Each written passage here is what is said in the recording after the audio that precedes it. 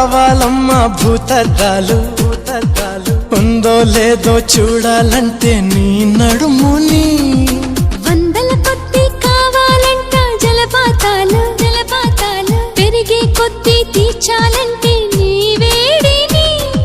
లెక్కకు మించి జరగాలమ్మా మొదటి రాత్రులు మక్కువ తీరగ చెయ్యాలంటే మధుర యాత్రలు విన్నాను నీ హృదయవాణి వెన్నెల్లలో నిన్ను చేరని మన్మధుడే బ్రహ్మను పూని సృష్టించాడేమో గాని 60 కేజీల దుడుకుతనాన్ని అలుపన్నది ఎరుగని రవితేజాన్ని పలికింది ఆకాశవాణి